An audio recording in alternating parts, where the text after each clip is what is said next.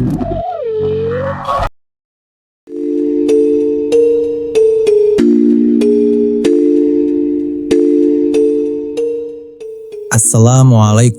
warahmatullahi wabarakatuh. Selamat datang di cerita dari mereka. Malam ini, kami akan membawa kalian ke sebuah kampung sederhana tentang seorang penjual cendol yang hidupnya berubah drastis dalam waktu singkat. Namun, tidak semua rezeki datang tanpa harga. Dan ketika harga itu harus dibayar, yang tersisa hanyalah penyesalan dan teror yang tak pernah berakhir. Inilah kisahnya. Cendol yang tak pernah habis.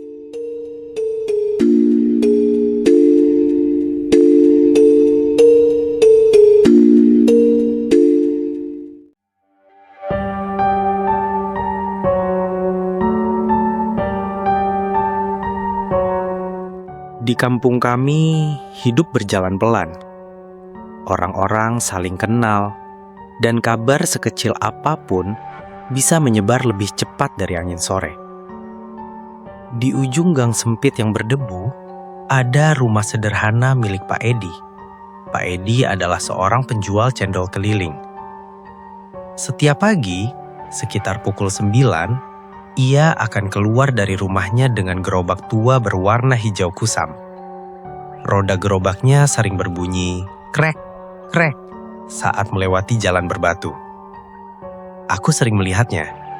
Kadang aku merasa iba. Cendolnya jarang habis. Bahkan seringkali menjelang sore, ia pulang dengan wajah lesu, membawa sisa dagangan yang hampir penuh. "Masih ada ya, Pak?" tanya aku suatu sore. Pak Edi hanya tersenyum tipis. "Rezeki belum datang, Nak," jawabnya pelan.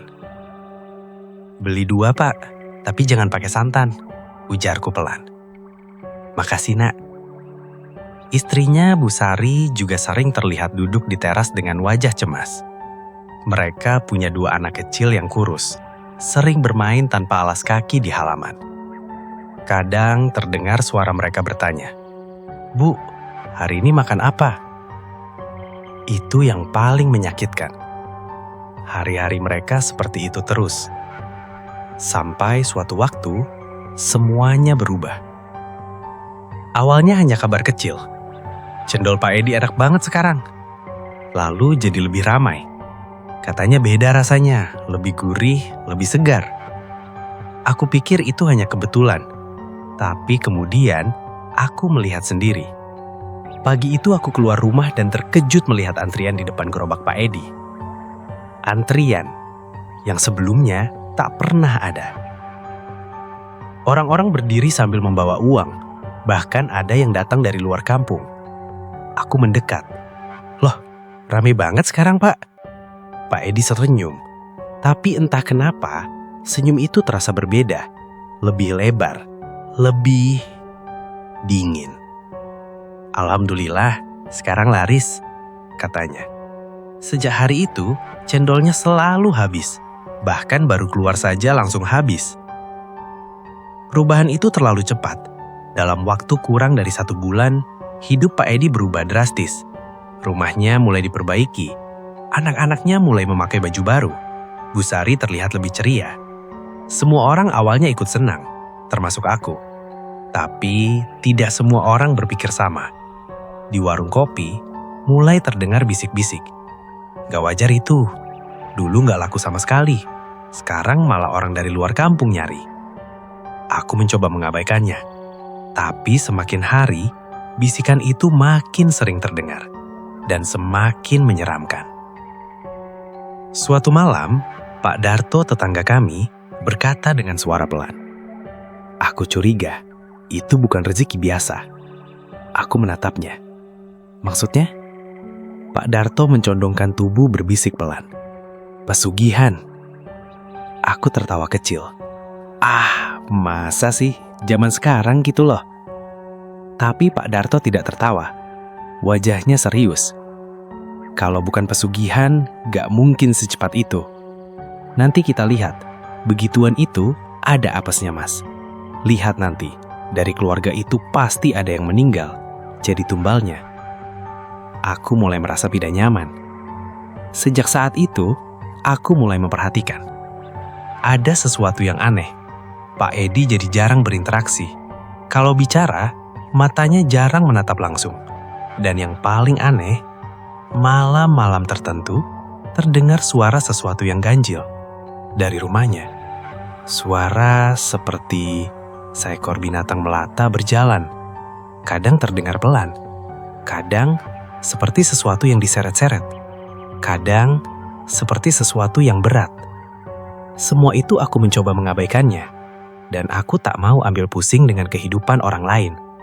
Sampai malam itu, malam yang mengubah segalanya.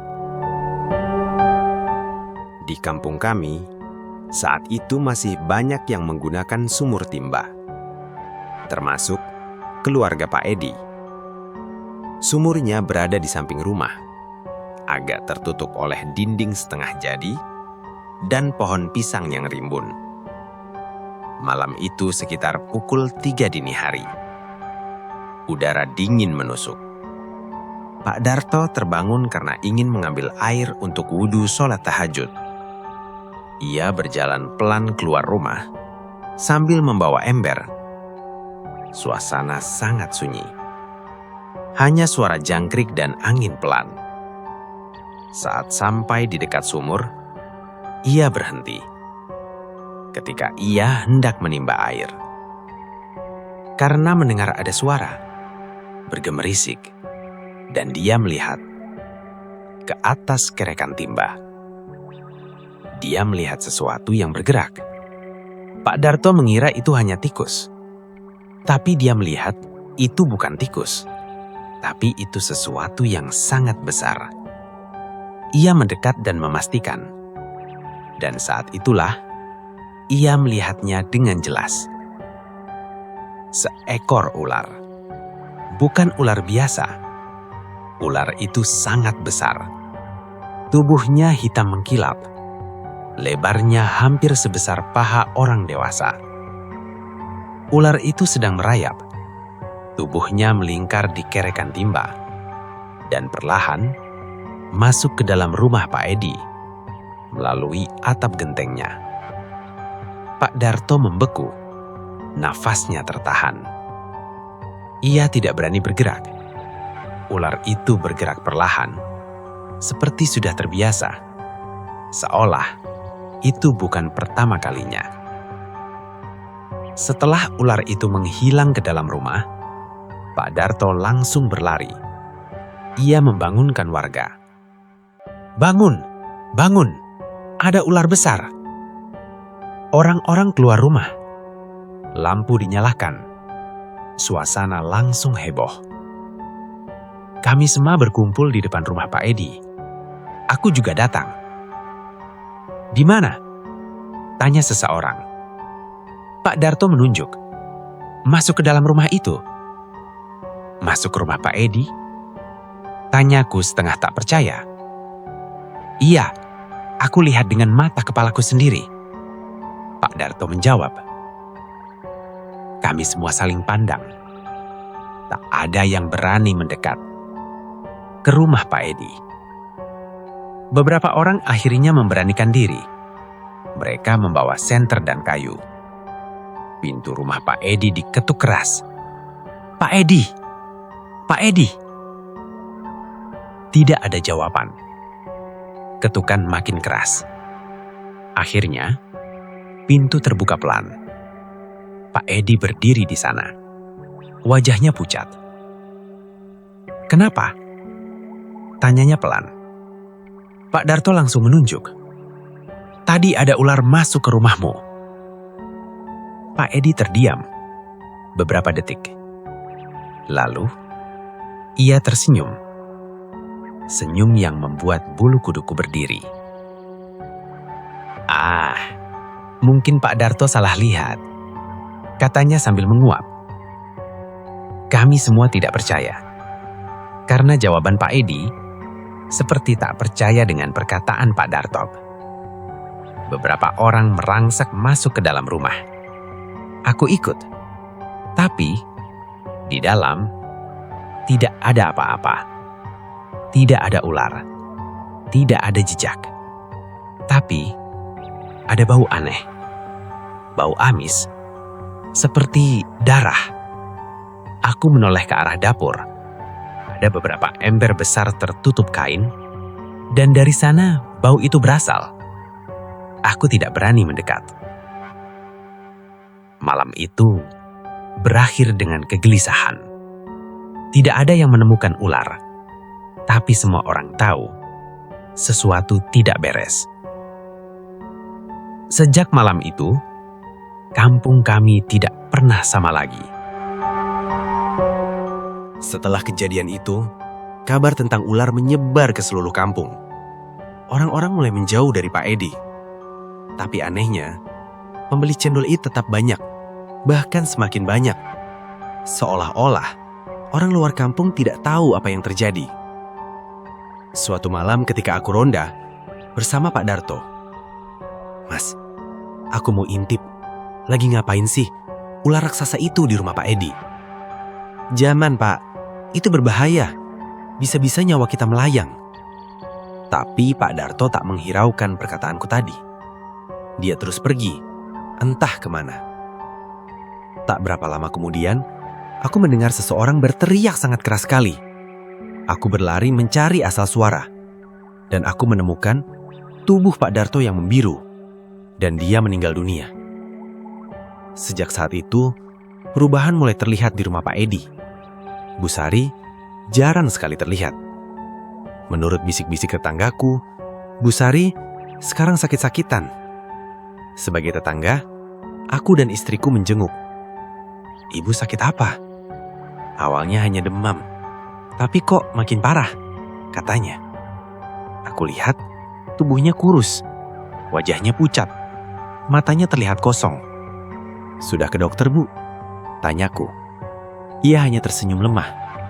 "Sudah, tapi nggak sembuh-sembuh."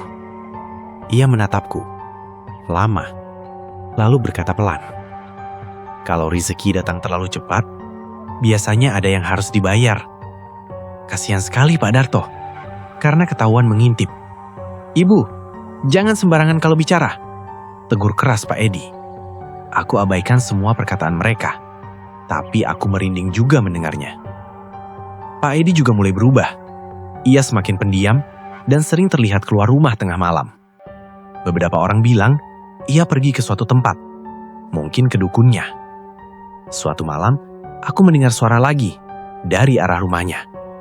Suara seperti orang berbicara, tapi bukan satu suara, seperti dua atau lebih.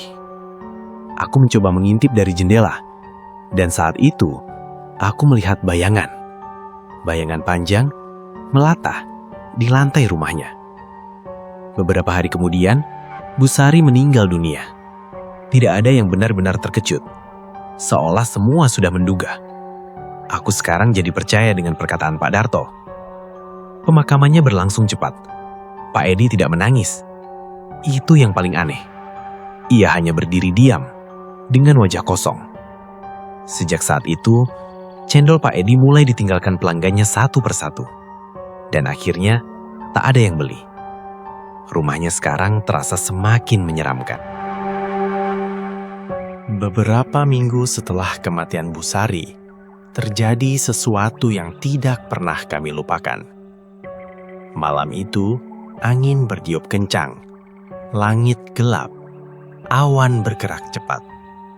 Orang-orang mulai menutup pintu, karena tanda-tandanya tidak biasa. Sekitar pukul 10 malam, angin berubah menjadi badai, kencang sekali. Pepohonan bergoyang liar, atap berubah bergetar. Lalu, terdengar suara mengerikan, seperti pusaran angin, puting beliung. Kami semua bersembunyi di dalam rumah. Suara di luar sangat keras, seperti dunia sedang dihancurkan. Dan di tengah semua itu, ada satu rumah yang terkena paling parah. rumah Pak Edi. Keesokan paginya, kami keluar dan melihat kehancuran. Rumah Pak Edi hancur, rata dengan tanah. Setelah kejadian itu, Pak Edi kehilangan segalanya.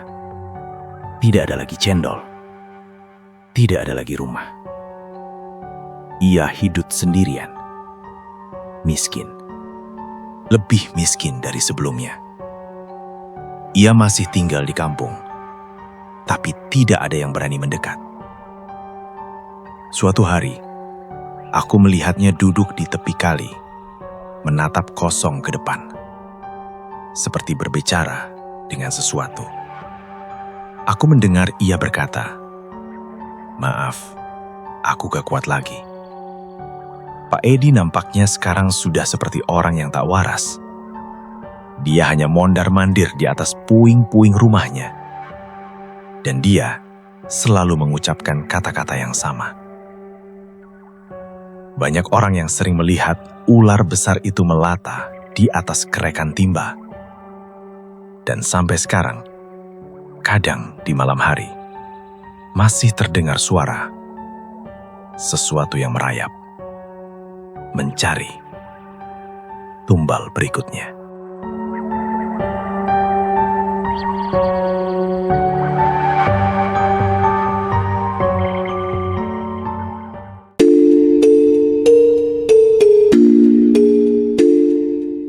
Begitulah kisah yang datang dari mereka tentang rezeki yang tidak wajar dan harga yang harus dibayar dengan nyawa. Kadang, apa yang kita inginkan terlalu cepat bisa jadi bukan berkah, melainkan awal dari petaka. Jika kalian mendengar suara sesuatu yang merayap di malam hari, pastikan itu bukan sesuatu yang sedang mencari kalian.